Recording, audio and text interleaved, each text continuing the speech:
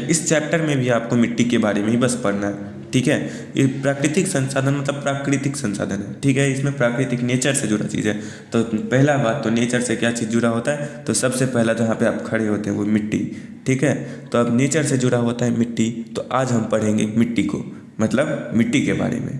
ठीक है, तो पहली बात तो आप इतना समझिए ना कि मिट्टी को आप किस प्रकार से जानते हैं कि हाँ ये मिट्टी है, ये दिया बनता है इस मिट्टी से, हम इस मिट्टी पे ईंट बनते हैं इस मिट्टी से। आप बस इतना जानते होंगे हो, इससे कुछ बच्चे होंगे जो इससे भी ज़्यादा जानते होंगे, लेकिन तत्काल क्या है, तो तत्काल बस आप लोग मानिए इतना ही जानते हैं। हम ऐसा सोच के पढ़ाएंगे कि आप मिट्टी के बारे में कुछ नहीं जानते हैं, और आप जब हम पढ़ाना शुरू करेंगे या पढ़ाने के बाद जब होगा तो आप मिट्टी के बारे में बहुत कुछ जानिएगा। ठीक है, आप मिट्टी के बारे में बहुत कुछ जानिएगा।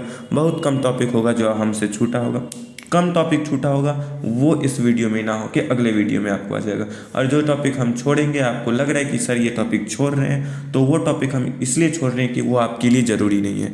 ठीक है, जितना ज़रूरी है हम उतना पूरा आपको इसमें बता देंगे। चलिए, तब तक वीडियो शुरू होने से पहले आप चैनल को सब्सक्राइब, वीडियो को दबा के लाइक करिए, और जितना से ज़्यादा हो सके शेयर करिए। ठीक है, और कमेंट करिए कि क्लास कैसा लगा। चलिए बढ़ते हैं।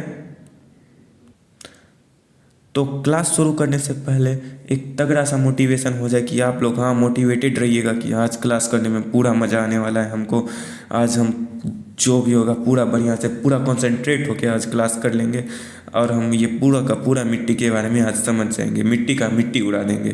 ठीक है, तो चलिए आज का मोटिवेशन है, रात भर जग कर पढ़ना शुरू कर, मतलब रात भर जग कर पढ़ना शुरू कर दो, क्योंकि देखिए रात भर जग कर पढ़ना शुरू कर दो, क्योंकि किस्मत के सितारे तभी चमकेंगे जब नींद अधूरी रहेगी।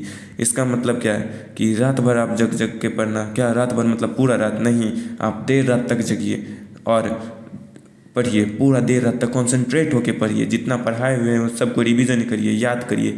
ठीक है, और जब आप नींद कम करिएगा तब आपका किस्मत का सितारा चमकेगा। ठीक है, इसका मतलब होता है आजकल का क्या प्रॉब्लम है कि आजकल क्या है, आदमी सब क्या होंगे 10 बजे सोएंगे, 10 बजे 9 बजे बेड पे चले जाएंगे, 10 बजे तक मोबाइल चलाएंगे। क्या 10 बजे तक चलाते कि नहीं आप लोग मोबाइल? 10 बजे तक मोबाइल चलाएंगे, और सुबह में क्या होगा, तो आराम से 8 बजे, तो सोचिए ना आप लोग बिस्तर ही 8 बजे छोड़ते होंगे। ठीक है, और कुछ हैं जो उससे पहले भी छोड़ते हैं, हाँ उससे पहले ही छोड़ना चाहिए 8 बजे, और फिर 9 बजे तक में आप फ्रेश होइएगा। मतलब जो भी है आप लोग का दिनचर्या आप लोग अपना से डिसाइड करिएगा, लेकिन देर रात तक जाइए, 10 से 11 बजे तक पढ़िए, और जितना जल्दी से 5 बजे सुबह उठ के पढ़ना शुरू कीजिए, तब आप सक्सेस होइएगा। ठीक है, चलिए आज बढ़ते हैं तगड़े से मोटिवेशन के साथ। अब बढ़ते हैं हम अपना चैप्टर पे। ठीक है, तो देखिए आज का पहला चैप्टर का पहला टॉपिक मृदा एवं वितरण। तो इसका क्या है, तो भारत में लगभग 6 प्रकार की मृदा पाई जाती है। कितने? तो 6 प्रकार की मृदा पाई जाती है। क्या आपको इससे पहले पता था? बोलिएगा हाँ सर, कुछ बच्चे बोलिएगा, कुछ बोलिएगा नहीं। तो चलिए क्या है, तो अब इसमें है आपको पहला जलोढ़ मृदा, फिर है काली मृदा, लाल मृदा और पीली मृदा। ये पीली मृदा के बारे में पहली बार सुने होंगे आप लोग। फिर है लेटेराइट मृदा, मरुस्थलीय मृदा, एक और मृदा है वो है पर्वतीय मृदा आपका। ठीक है, अब देखिए इसमें ज़्यादा कुछ है नहीं, ये उतना लंबा चौड़ा टॉपिक है नहीं मृदा के बारे में, तब भी हम आपको बताते हैं। देखिए जलोढ़ मृदा जो होता है ना, आप लोग का पहला टॉपिक जो है जलोढ़ मृदा, उसी से शुरू करते हैं। ये जो मृदा होता है ना, तो इसका होता क्या है कि ये जो है जलोढ़, इसका पहले आप जलोढ़ देखिए, ये जो जलोढ़ मृदा हो गया आपको, ये जो आपका जो जलोढ़ मृदा है, तो आप इस जलोढ़ को पहले डिवाइड करिए, इसको हटाइए।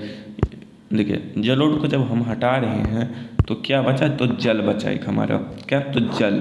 तो ये मृदा मतलब इसका रिलेशन जल से कुछ ना कुछ होगा, है ना। जलोढ़ का तो जल से कुछ ना कुछ रिलेशन होगा।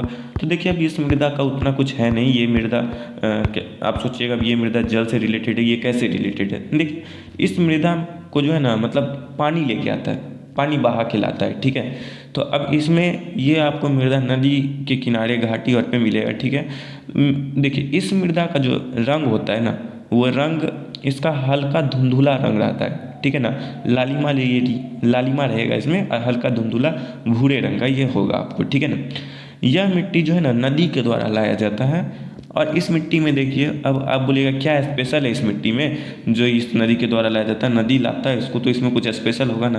तो इसमें स्पेशल ही पास एक चीज़ है कि इसमें बालू और सिल्ट एवं मृतिका होता है। ठीक है, इसमें मात्र बालू, सिल्ट और मृतिका होता है, बस इतना समझ लीजिए, हो गया आपका ये जलोढ़ मृदा। ठीक है, तो चलिए अब बढ़ते हैं। जलोढ़ मृदा है, अब काली मृदा के बारे में भी कुछ समझ लीजिए। काली मृदा को क्या कहा जाएगा, तो ये काली मृदा जो है ना उसको क्या है, तो बस इतना समझ लीजिए, रेगुर मृदा कहेंगे। काली मृदा का दूसरा नाम क्या है, तो रेगुर मृदा है। हाँ, जलोढ़ मृदा के बारे में देखिए, अपने लोग बिहार के आदमी हैं तो मतलब क्या, बिहार के जो हम लोग आदमी हैं तो वो तो कुछ ना कुछ तो नया नाम रखेंगे ही रखेंगे।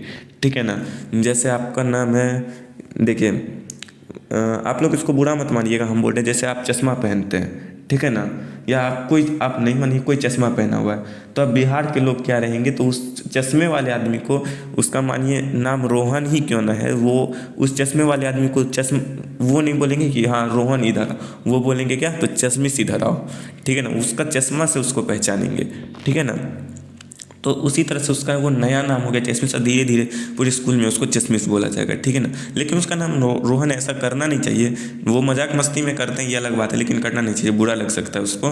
ठीक है ना, तो उसी तरह से ये जलोढ़ मृदा जो है ना, तो जलोढ़ मृदा के बारे में है कि जलोढ़ मृदा को बिहार में दियारा भूमि कहा जाता है। ठीक है ना, इस मृदा को जो है ना बिहार में क्या कहा गया, दियारा भूमि इसको कहा गया।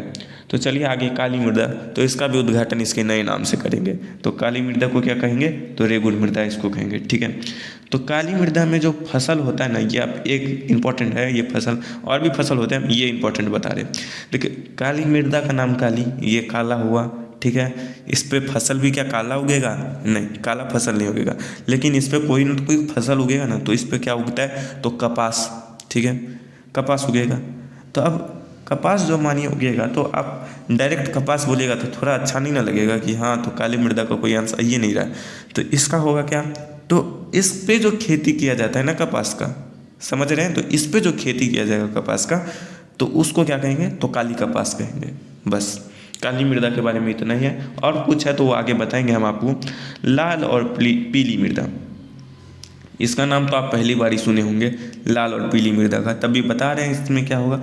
इसका रंग लाल, तो सोच रहे होंगे कि ये कलर कैसे चेंज हुआ, तो इसमें जो है ना एक लोहांश की मात्रा होती है, जिसके कारण से इसका रंग जो है ना लाल हो जाता है। ठीक है ना, लोहांश की मात्रा है इसलिए इसका रंग लाल और पीला हो जाता है। फिर है लेटेराइट मृदा। लेटेराइट, तो इसमें आप ये समझिए, लेटेराइट जो है, तो लेटेराइट जो आपका है, एक सेकेंड,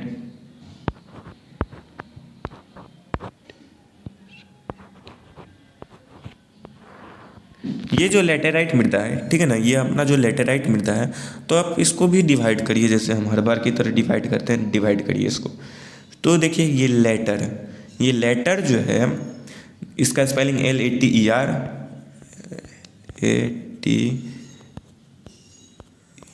ये जो है, ये लेटर शब्द जो है, सॉरी ये स्पेलिंग गलती हो गई लिखने में, LATER, हाँ। तो ये जो लेटर शब्द जो है ना अपना, ये लेटराइट जो है, तो उसका जो एक लेटर शब्द है, ये किससे लिया गया, ग्रीक भाषा से लिया गया है। ठीक है ना, लेटर शब्द ग्रीक भाषा से लिया गया, इसको आप शाब्दिक में लीजिएगा तो ईट, आपके घर में जो ईट है वो ईट। ठीक है ना, तो लेटर शब्द का शाब्दिक अर्थ क्या होता है, तो ईट होता है, इतना समझिए। ठीक है, चलिए आगे बढ़ते हैं मरुस्थलीय मृदा की तरफ। किसके तरफ, तो मरुस्थलीय मृदा। तो ये जो मृदा होती है ना मरुस्थलीय मृदा, पहले ये समझिए कि ये जो मृदा होगी मरुस्थलीय मृदा, तो मरुस्थलीय मतलब मरा हुआ भूमि, तो यहाँ पे शुष्क ऋतु, अल्प वर्षा। मरा हुआ भूमि मतलब क्या, ये भूमि है इस पे कोई खेती नहीं होता है, बंजर भूमि है, तो इसको क्या कहेंगे, इसको क्या कहेंगे, मरुस्थलीय मृदा। ठीक है ना, इसको मरुस्थलीय मतलब मरा हुआ भूमि, इस पर कोई फल फूल पेड़ पौधा ऐसा कुछ नहीं होगा। ठीक है ना, यहाँ पे लंबी शुष्क ऋतु, अल्प वर्षा जहाँ बहुत कम वर्षा हो, ह्यूमस रहित बलुई मिट्टी, इसमें बालू के जैसे मिट्टी रहेगा, लेकिन उसमें क्या है, एक पॉइंट, तो उसमें ह्यूमस रहेगा। बालू है तो उसका दोस्त ह्यूमस, तो ह्यूमस उसके साथ रहेगा। इस क्षेत्रों में ये जो है ना मिट्टी जो है मरुस्थलीय मिट्टी, ये विकसित रहता है। ठीक है ना, चलिए आगे बढ़ते हैं। आगे पर्वतीय मृदा। तो देखिए पर्वतीय मृदा जो है, तो नाम से ही स्पष्ट हो रहा है कि पर्वत पर्वतीय मृदा का नाम से ही जब हमको स्पष्ट हो रहा है पर्वत, तो ये देखने को कहाँ मिलेगा आपको, मैदानी क्षेत्र में नहीं, तो वो पर्वत क्षेत्र में आपको देखने के लिए मिलेगा। तो देखिए पर्वतीय मृदा जो है ना पहाड़ी क्षेत्रों में देखने को मिलता है, जहाँ पर्याप्त वर्षा और वन पाए जाते हैं। पहाड़ पर पर्याप्त वर्षा और वन जहाँ पाया जाएगा तो वहाँ ये मिट्टी मिलेगा। अब भाई जब पहाड़ है तो काफ़ी अधिक मात्रा में एक जगह पे मिलेगा नहीं, तो वहाँ पे जो है ना एक मिट्टी जो है ना, जैसे पर्वतीय में एक मिट्टी जो है वहाँ पे नहीं मिलेगा, वहाँ पे कुछ दूरी पे एक मिट्टी, कुछ दूरी पे दूसरा मिट्टी। ठीक है, चलिए अब ये सभी मिट्टी को जो ये सभी जो अपना मिट्टी है, तो अब इसको विस्तार से पढ़ते हैं इसके बारे में क्या। तो हम शुरू करेंगे तो जलोढ़ मिट्टी से हम शुरू करने वाले हैं, तो जलोढ़ मिट्टी से चलिए शुरू करते हैं। देखिए तो यहाँ पे देखा गया है जलोढ़ मिट्टी मतलब जलोढ़ मृदा। तो पहला ये जलोढ़ मृदा नदी द्वारा लाए जाने वाला बालू या सिल्ट मृतिका होता है। देखिए ये सब जो है ना आपको ऑब्जेक्टिव क्वेश्चन में पूछा जाएगा, ये सब आपको ऑब्जेक्टिव क्वेश्चन में पूछा जाएगा। तो देखिए इसमें जो है ना ये जलोढ़ मिट्टी जो है अपना, तो इसमें बालू और सिल्ट की जो है ना मात्रिका होती है, मतलब अंश होता है इसमें। ठीक है, इसमें बालू और सिल्ट की अंश होता है। तो अब इस मिट्टी में हमको बालू सिल्ट का अंश होता है, ये समझे, ये मिट्टी नदी द्वारा लाया जाता है। तो आपको क्वेश्चन बन सकता है कि जलोढ़ मिट्टी कहाँ से लाया जाती है, तो नदियों द्वारा लाया जाता है, इसमें अंश होता है तो बालू और सिल्ट का। ये सब आपको कॉपी पे नोट कर लेना और याद कर लेना, टोटल ऑब्जेक्टिव क्वेश्चन का है। ठीक है ना। देखिए अब इसमें क्या है, इसका रंग धुंधुला से लेकर लालिमा भूरे रंग का होता है। देखिए ये जलोढ़ मिट्टी का जो अब रंग के बारे में जो वर्णन किया गया है, तो वो धुंधुला भी होता है और लालिमा लिए भूरे रंग का होता है। भारत में यह लगभग 6.4 हेक्टेयर की भूमि पर फैला है। ये इसका क्षेत्रफल अकेले सोचिए 6.4 करोड़ हेक्टेयर भूमि जो है वो भारत में लिया हुआ है जलोढ़ मृदा।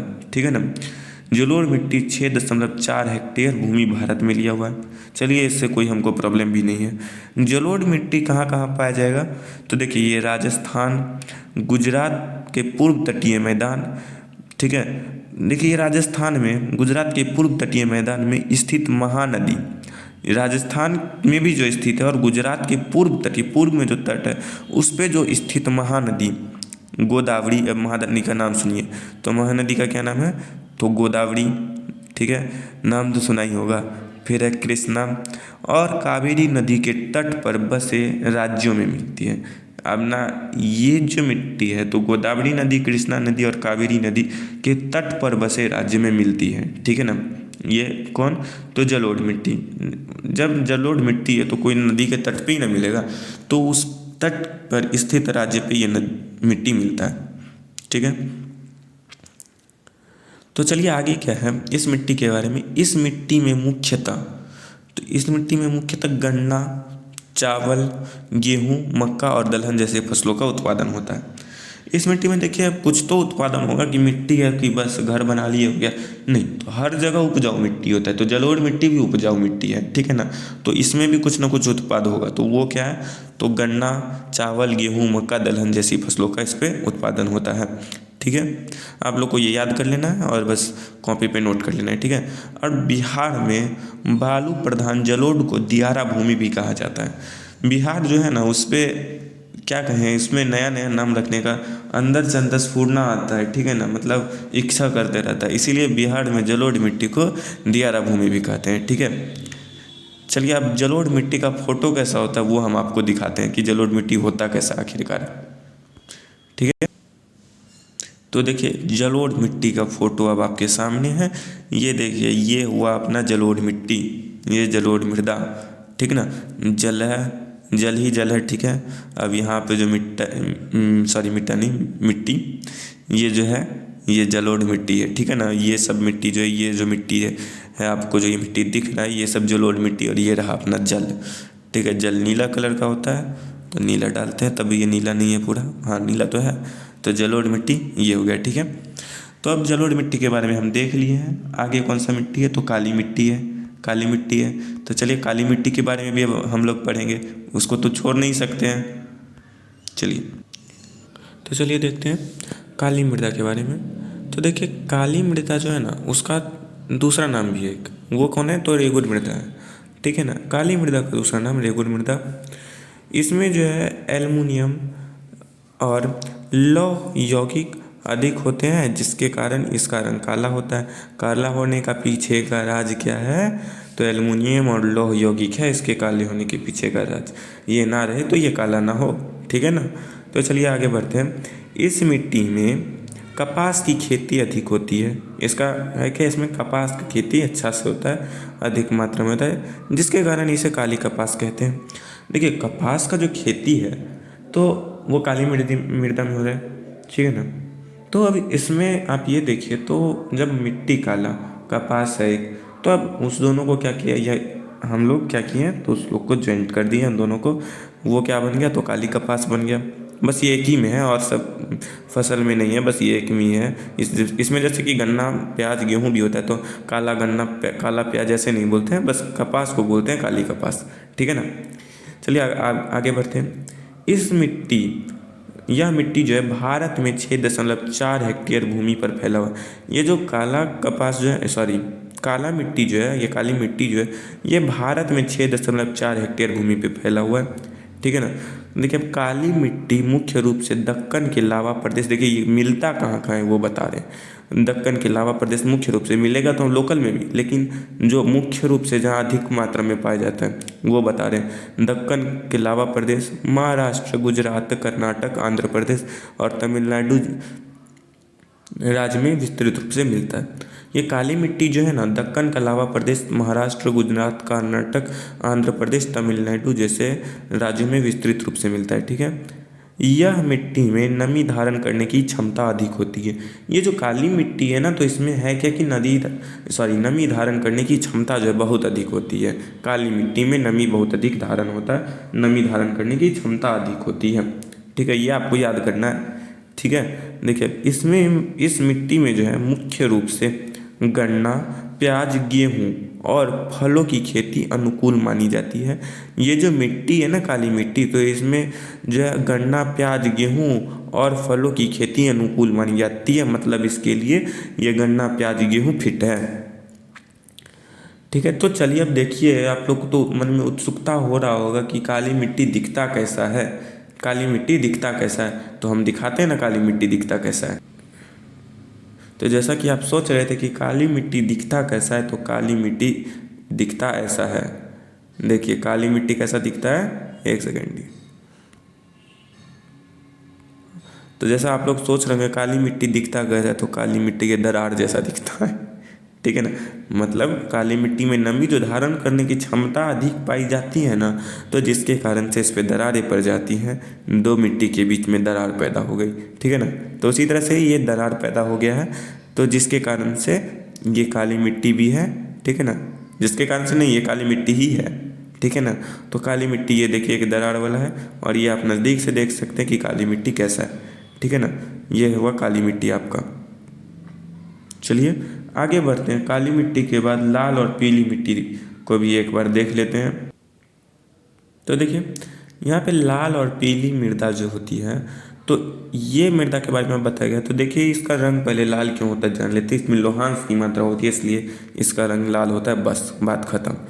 देखिए अब इस प्रकार का जो मिट्टी होता है ना, वो विकास प्रायद्वीपीय पठार के पूर्वी दक्षिणी हिस्से से लेकर, ये प्रायद्वीपीय पठार जो है ना, उसका पूर्वी और दक्षिणी हिस्सा से लेकर जो है ना, रवेदार आग्नेय चट्टानों द्वारा सामान्यतः 100 सेंटीमीटर वर्षा वाले क्षेत्रों में होता है।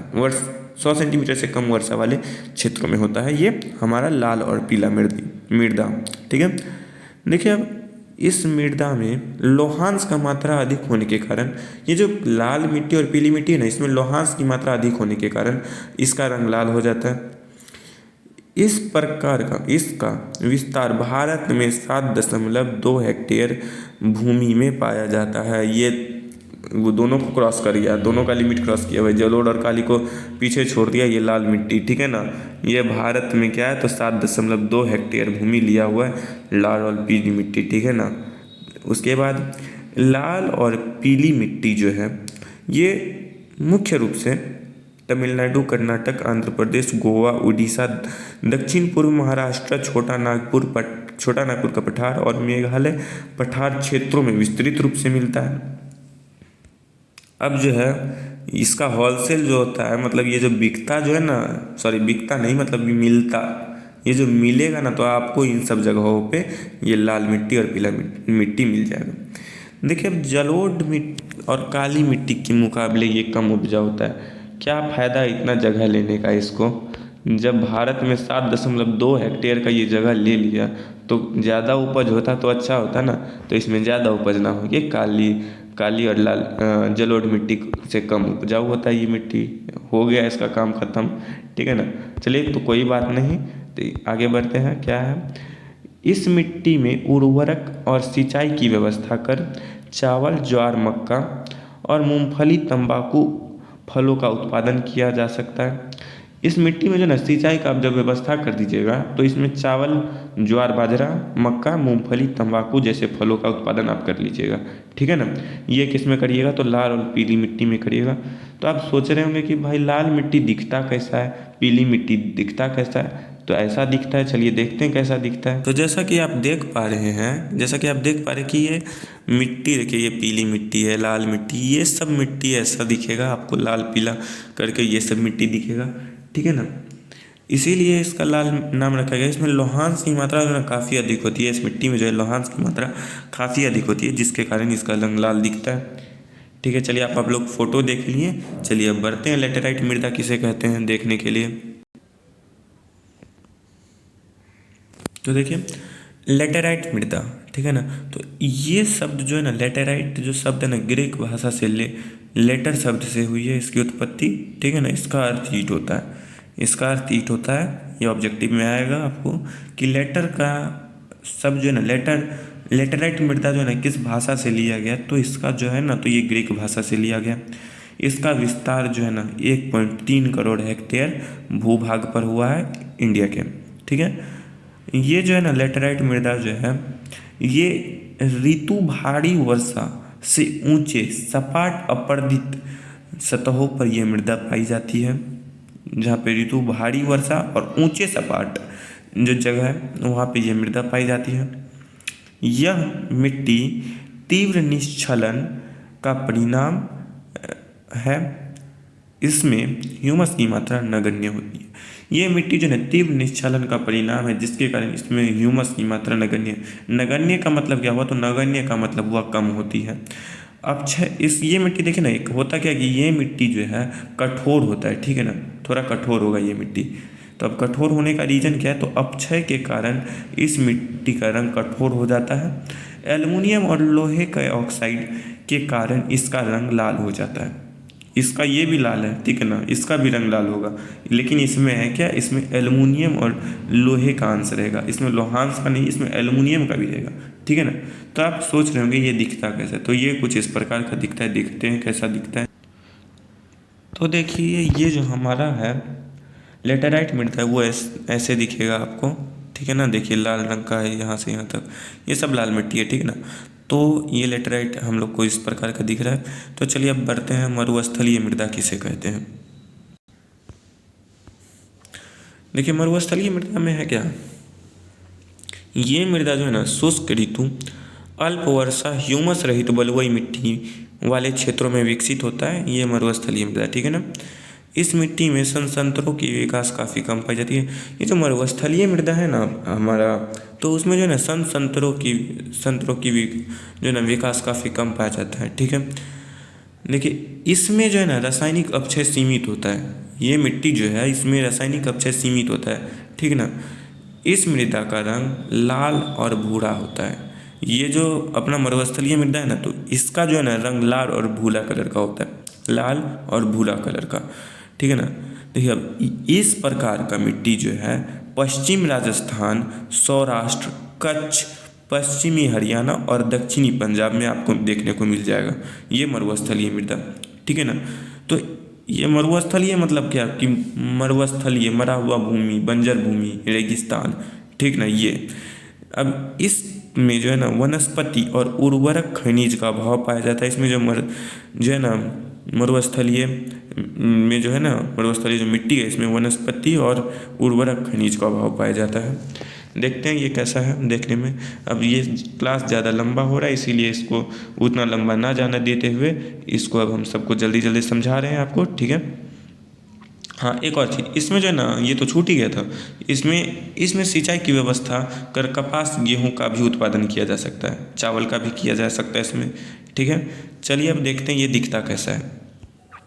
तो देखिए मरुस्थलीय मृदा, हम बोले ना ये रेगिस्तान है, ये रेगिस्तान है। मरुस्थलीय मतलब मरा हुआ भूमि। यहाँ पे देखिए इतना दूर में, कितना दूर का इसमें फ़ोटो आया हुआ है, उतना दूर में आपको एक भी पेड़ नज़र आया, सिर्फ मिट्टी, उसमें भी बालू की तरह से, बालू का टीला। और देखिए ये जो है ना एक आपको चैप्टर है, ठीक है ना, इसके आगे बोला मैं कि आपको देखिए इसमें जो ना बालू का टीला जो बना हुआ है ना, ये भूमि जो है ना, भूमि हम लोग के ज्योग्राफी में ये आपको पढ़ने को मिलेगा। ये भूमि संरक्षण के अंतर्गत ये भी आएगा, ठीक है ना। तभी आप इतना इसको समझिए ना कि ये मृदा अपरदन का रूप है, मृदा अपरदन हुआ है, तो जिसके कारण से इतना बड़ा बड़ा टीला बना है। ये सब जो टीला दिख रहा है आपको, ये सब जो टीला है, ये पहाड़ टाइप का जो बना, ये मृदा अपरदन के कारण हुआ है। इसका मतलब भूमि का कटा हुआ है, मिट्टी का कटा हुआ है। ये लेयर सोचिए ना, ऐसा नहीं था। ये मानिए जैसे कि आप ये देख सकते हैं, आप ये आपको मिट्टी हुआ, ठीक है ना, ये बालू हुआ, एक तरह से मिट्टी भी नहीं मान लीजिए, बालू मरुस्थलीय मिट्टी है तो बालू ही मानिए इसको। तो ये जो बालू हुआ आपको एकदम सिंपल भाषा में समझा रहे, तो यहाँ से गया, यहाँ से हवा आया, ठीक ना, ये से एयर आया आपका, ये एयर आ रहा है आपका, ठीक ना, ये सब एयर है, ये एयर आ रहा है आपका। तो वो क्या कर रहा है, मिट्टी का जो लेयर है ना, तो उसको यहाँ से उड़ा दिया रहा है, ठीक ना, उड़ा रहा है, यहाँ से लेके इसको जा रहा है मिट्टी को, ठीक ना। तो मिट्टी को जो यहाँ से लेके जा रहा है, तो अब वो क्या करेगा, तो मिट्टी कहीं ना कहीं जमा होगा ना, तो मिट्टी जाके जमा यहाँ पे ऐसे हो रहा है, ये ऐसे करके जा रहा है, यहाँ पे जा रहा है, यहाँ पे मिट्टी हो रहा है, और ऊपर से जो है ना मिट्टी कुछ फिसल रहा है, जिसके कारण ये पहाड़ नुमा संरचना बनता है। तो होता क्या, अब इसका ये लेयर है ना कम हो जाता है, जो मिट्टी का इतना ऊंचा मिट्टी था वो पतला होके इतना ही ऊंचा रहेगा, और ये जो बन गया वो पहाड़। तो जिसके कारण से ये वाला भाग ऊंचा, ये भाग नीचा, ये हो गया क्या कहते हैं, वायु के कारण। तो देखिए आपको आगे पढ़ना है, इसलिए इसको उतना विस्तार रूप से नहीं करेंगे। मतलब इतना समझ लीजिए कि यहाँ पे मिट्टी का कटाव हुआ है, मिट्टी की चोरी हुई है। चोरी कौन किया, तो ये पहाड़ मिट्टी का चोरी किया, ये हम आगे आपको बता देंगे, ठीक है। तो चलिए बढ़ते हैं अब आगे। ये हम पढ़ लिए मरुस्थलीय मृदा के बारे में, अब पढ़ेंगे किसके बारे में, तो पर्वतीय मृदा, पहाड़ी मृदा, ठीक है ना, जो कि हमारा ये लास्ट मृदा का टाइप होगा, ये अंतिम मृदा का टाइप है पर्वतीय मृदा। चलिए देखते हैं कैसे।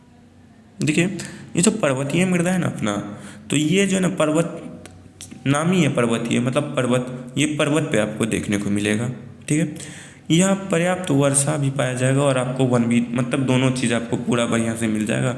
आप मतलब सोचिए ना, ये पर्वतीय मृदा जो है, इसमें आपको सब चीज़ एकदम बढ़िया मात्रा में मिल जाएगा, वहाँ पे कोई दिक्कत नहीं रहेगा आपको, ठीक ना। आपको मतलब, आपका मतलब हुआ यहाँ पे उस मिट्टी को, पर्वतीय मृदा को, ठीक ना।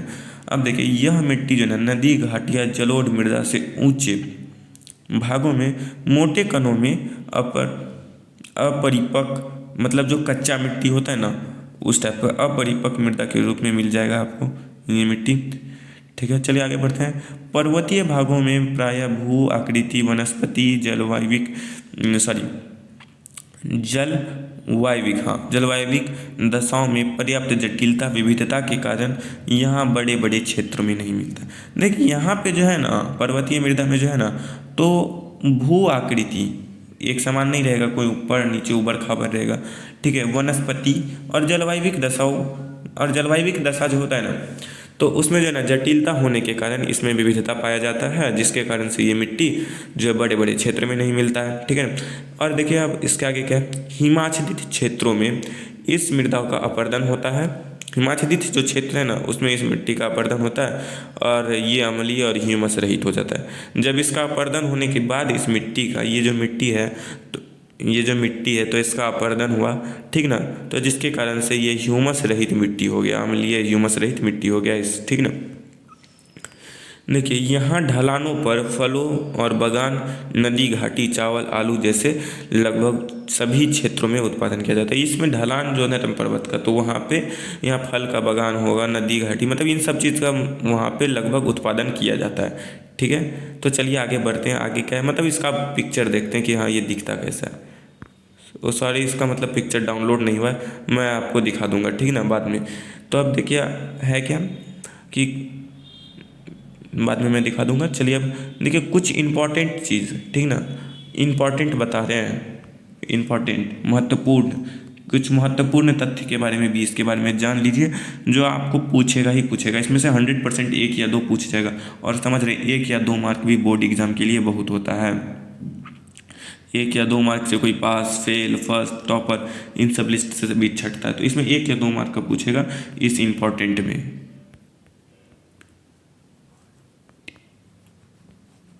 इस इम्पॉर्टेंट वाला में से आपको 1 या 2 मार्क का पक्का आएगा। ठीक है, तो देखिए तब तक ये इम्पोर्टेंट वाला हम आपको दिखाएं, उससे पहले वीडियो को लाइक, चैनल को सब्सक्राइब और शेयर कर दीजिए। ठीक है, जितना से ज़्यादा हो सके उतना शेयर करिए, और ताकि हमारा चैनल भी ग्रो हो। और नए हैं तो आप लोग चैनल को सब्सक्राइब कर लीजिए, और वीडियो पसंद आया तो आप वीडियो को लाइक कर लीजिए। चलिए अब बढ़ते हैं, कुछ इंपॉर्टेंट चीज़ जो दिया गया उसके बारे में हम लोग पढ़ते हैं। ठीक है, तो चलिए देखते हैं क्या है वो इम्पोर्टेंट। देखिए यहाँ पे इंपॉर्टेंट चीज़ है, कुछ महत्वपूर्ण तथ्य। भारत में कुल भूमि का 54% कृषि योग्य है। मतलब क्या, तो 100 किलोमीटर में 54 किलोमीटर हमारा कृषि योग्य है। ठीक है, पंजाब हरियाणा में कुल भूमि का लगभग 80% भाग खेती होती है। देखिए पंजाब और हरियाणा में जो ना ये जो क्षेत्र है, ये दोनों जो जगह है वहाँ पे जो ना 80% भाग पे खेती होता है हमारा। और अरुणाचल प्रदेश, मिजोरम, मणिपुर, अंडमान निकोबार द्वीप समूह में 10% से कम क्षेत्र में भी कृषि किया होता है। देखिए अंडमान निकोबार और के साथ भी एक मजबूरी है, ये अरुणाचल प्रदेश, मिजोरम, ये भी इसमें भी मजबूरी है। इन सब क्षेत्रों के साथ मजबूरी क्या है कि ये सब जो है ना पहाड़ी इलाका हो गया आपका, ये सब क्या हो गया, पहाड़ी इलाका हो गया, माउंटेन एरिया हो गया, ये सब आपको, ठीक ना। तो जिसके कारण यहाँ पे 10% से कम क्षेत्र पे ही कृषि किया जाएगा। ठीक है, देखिए पर्यावरण संतुलित रखने के लिए, ये समझ गए ना, तो इसके बाद पर्यावरण संतुलित रखने के लिए कम से कम कुछ क्षेत्र का 33% भूभाग वन होना अति आवश्यक है। मतलब जितना भी आपके पास भूमि है ना, ये इंपॉर्टेंट हो गया आपका, जितना भी आपके पास भूमि है तो उसका कुल जो है ना भूमि का 33% भाग जो है उसमें वन होना जरूरी है। ठीक है ना। वन विस्तार बढ़ाने के लिए 1992 ईस्वी में राष्ट्रीय वन नीति बनाया गया। ये वन का जो है ना जगह बढ़ाने के लिए 1952 में राष्ट्रीय वन नीति बनाया गया है। ठीक है ना। अब देखिए, लेकिन आज भी मात्र 20% भूभाग पे बने हैं। देखिए कितना दुख का बात है, हम लोग एक पर्यावरण को संतुलित नहीं कर पा रहे हैं। हम लोग को जो 33% जो हम लोग को देना चाहिए, लेकिन हम दे रहे हैं कितना, तो मात्र 20%। मानिए आपको जितना खाना का ज़रूरत होगा आपको उससे कम खाना दिया जाएगा, उसमें भी कितना, तो 13%, बहुत अधिक हो गया। जब उतना दिया जाएगा तो आप धीरे धीरे कमज़ोर होने लगिएगा। तो उसी तरह से हमारा देख नहीं रहे हैं कि ये कोरोना महामारी में ही देखिए ना कि कितना हमको ऑक्सीजन सिलेंडर महंगा मिलने लगा था। महंगा तो महंगा, ऑक्सीजन सिलेंडर की पूर्ति नहीं हो रही थी, है ना। इंडिया में जो ऑक्सीजन सिलेंडर के लिए मारा मारी उठा हुआ था, वहाँ पे ऑक्सीजन बिक रहा है, सोचिए। और भगवान ने ये क्या किया, ये मूल्यवान चीज़ जो है आपको तोहफे में दी है। लेकिन भगवान ने कंडीशन क्या रखा है कि इस तोहफे को संभाल के को रखना है। आप नहीं रखिएगा इसको संभाल करके तो बस उसका सर्वनाश होना तय है। सर्वनाश मतलब क्या कि ऑक्सीजन नहीं रहेगा तो तकलीफ़ किसको, भगवान को होगा, नहीं कि तकलीफ़ हम ही लोग को होगा। ठीक है ना। मानिए अभी ही है, अभी का ही बात लीजिए कि यहाँ पे देखिए रोड का यहाँ पे जाना है, ठीक है ना। ये रोड है, ये रोड है। अब यहाँ बीच में जंगल है, कई सारा यहाँ पे पेड़ पौधा है। ये सब जो पॉइंट दिख रहा है आपको, इसको मान लीजिए ये पेड़ पौधा है, जंगल। अब हमारा रोड जो है, तो ये सब जो पेड़ पौधा है, यहाँ पे जो रोड है, तो रोड क्या करेगा, तो वो सीधा तो रोड को जाना है, ठीक ना।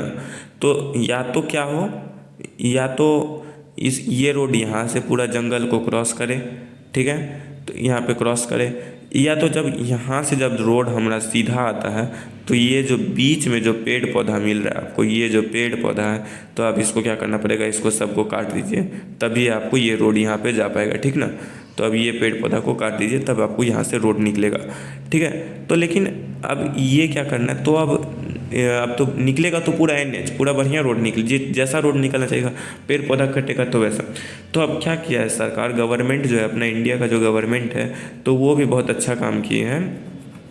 तो वो क्या कर रहे हैं कि रोड के बगल जो है ना, तो घास लगाते हैं, ठीक ना। आप लोग देखते होंगे घास पेड़ पौधा छोटा मोटा जो भी है वो रोड के बगल में लगाते हैं, तो आप लोग जैसे देखते होंगे कि क्या कर रहे हैं कि यहाँ से एक जा रहा है रोड, यहाँ से एक रोड जा रहा है, ठीक है, रोड भी बढ़िया है ना।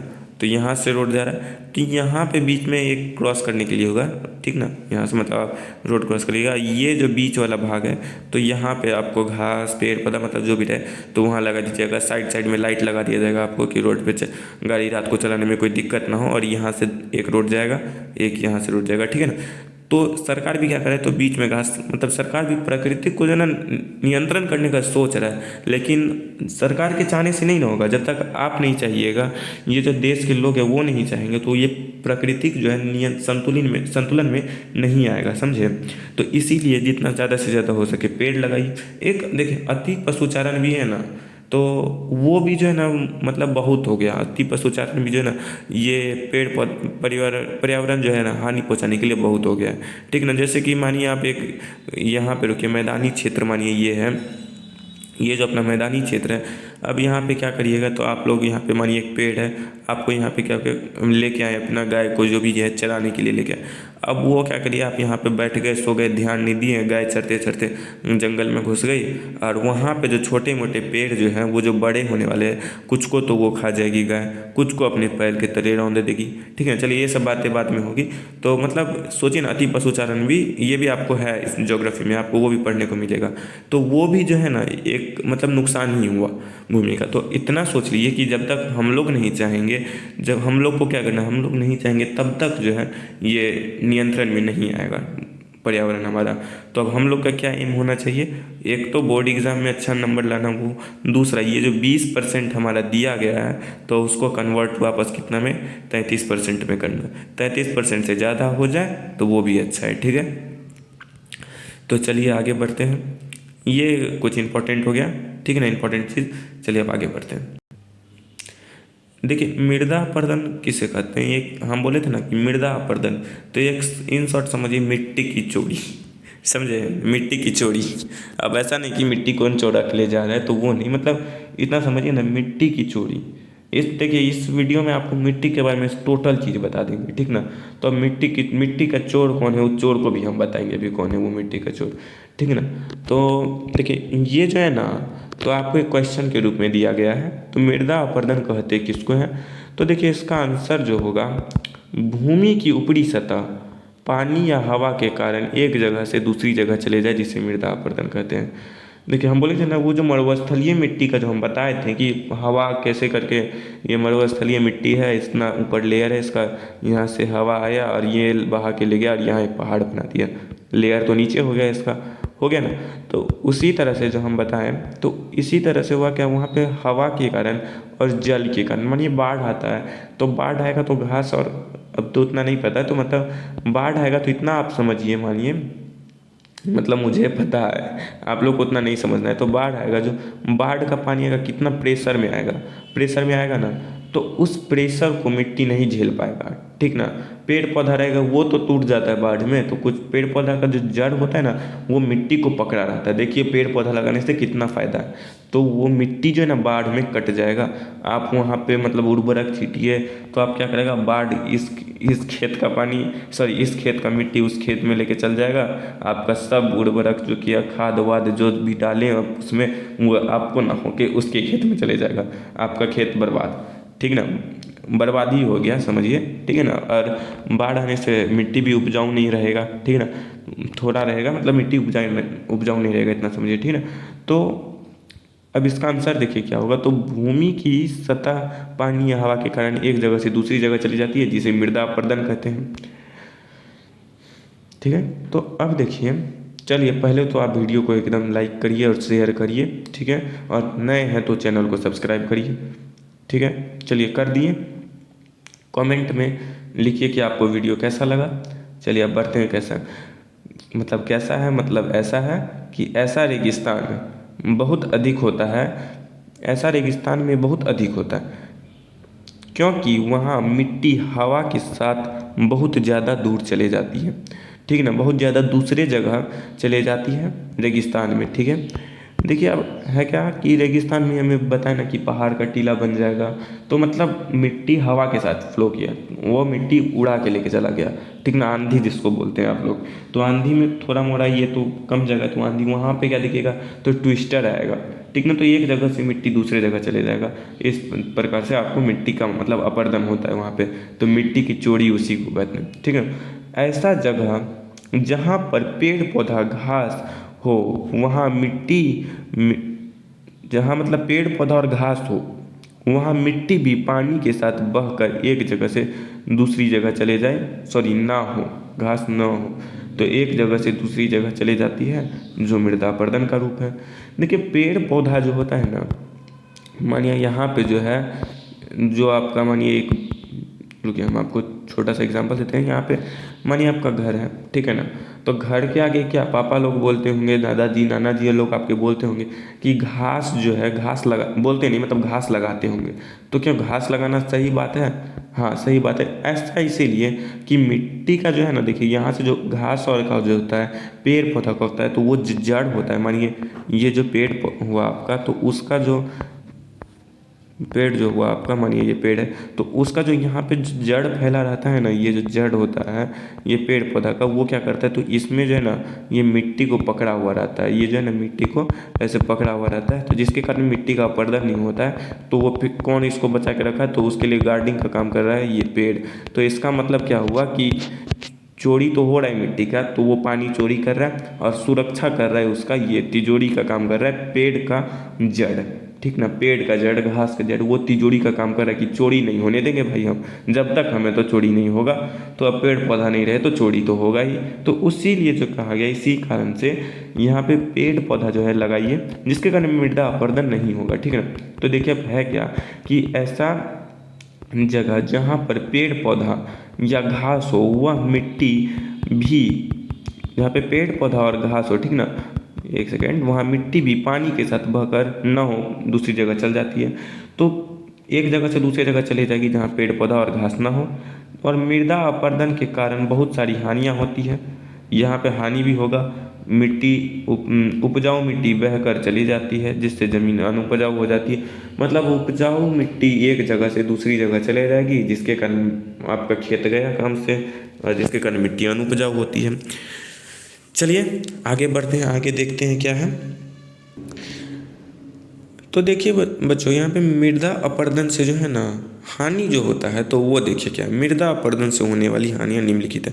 ये आपको क्वेश्चन में पूछा जा सकता है, 2 नंबर वाले क्वेश्चन में, 2 मार्क वाले क्वेश्चन में पूछा जा सकता है कि मृदा अपरदन से हानियाँ क्या होती है। तो देखिए ये बाढ़ और आंधियों का आना, बाढ़ और आंधी का आना, ठीक है ना, ये मृदा अपरदन का हानि भी है, ठीक ना। मृदा अपरदन से, एक सेकंड, मृदा अपरदन से निम्नलिखित हानियाँ होती है। हाँ मतलब सॉरी, हानियाँ कैसे होती है, तो देखिए ये जो हानियाँ है ना, तो बाढ़ का आना मृदा अपरदन होने के कारण होना चाहिए यहाँ पे, ठीक ना। यहाँ पे कारण होना चाहिए, मृदा अपरदन होने के कैसे कैसे कारण है, तो यहाँ पे कारण होना चाहिए, ठीक ना। तो बाढ़ का आना, अनियंत्रित पशुचारण करना, वनों में आग लग जाना, कृषि के वैज्ञानिक तरीके, कोई कोई होता है क्या, खाद में हाइब्रिड का डालता है, जिसके कारण जो है ना मिट्टी अनुपजाऊ हो जाता है। ये हो गया एक मृदा अपरदन का कारण, और मिट्टी अनुपजाऊ तो कुछ तो लगेगा नहीं, ठीक है। तो चलिए आगे बढ़ते हैं, आगे देखते हैं क्या है। तो देखिए आज का ये लास्ट टॉपिक है, मृदा अपरदन को रोकने के उपाय। मृदा अपरदन को रोकने के उपाय निम्नलिखित है। मजबूत मेड़वाड़ी, भूमि का इस्तेमाल करें, ठीक है, भूमि को सॉरी इस्तेमाल नहीं, समतल करें। जीवाश्म ईंधन का क्या कहते हैं, जीवाश्म ईंधन, खाद मिलाना, पेड़ पौधे लगाना, वनस्पति उगाएं, वन संरक्षण, बाढ़ की नियंत्रण। देखिए ये मृदा अपरदन रोकने का एक उपाय है कि आप लोग भी अपना समर्थन दीजिए, ठीक है ना। जितना ज़्यादा से ज़्यादा आप लोग समर्थन दीजिएगा ना, तो उतना कम मृदा अपरदन होगा, कम चोरी होगा। तो आपका समर्थन है चोरी के लिए, तो आपको तो बोल नहीं रहा है कि बैठ के मिट्टी का पहरा कीजिए, पानी आएगा तो उसको भगाइए, वैसा नहीं। पानी का भी फ्लो नहीं रोक सकते हम लोग, वो जो बहेगा तो बहेगा ही। तो लेकिन मिट्टी कटने से रोक सकते हैं आप लोग। आपके हाथ में बस इतना है कि आप पेड़ लगाइए और मिट्टी आपका बच जाएगा, ठीक ना, आपको मिट्टी कटने नहीं देगा, ठीक है। तो चलिए आज का क्लास यहीं पे एंड करते हैं। चलिए मिलते हैं आप लोग से नेक्स्ट क्लास में। आज का हमारा क्लास प्राकृतिक संसाधन का हुआ, ठीक है। तो देखिए अब आपको जब ये क्लास पसंद आया हो तो दिल से बोल रहे हैं हम आपको अपने दिल से बोल रहे हैं कि आप इस वीडियो को लाइक कर दीजिए, चैनल को सब्सक्राइब कर दीजिए, कमेंट कर दीजिए और जितना ज़्यादा से ज़्यादा हो सके अपने फ्रेंड के पास शेयर करिए, ग्रुप में शेयर करिए, स्टेटस पे लगाइए, व्हाट्सअप स्टेटस पे लगाइए, जिसके कारण से हमारा चैनल ग्रो करेगा, हमें और मोटिवेशन मिलेगा कि हम और ज़्यादा से ज़्यादा वीडियो डालें, ठीक है। Thank you.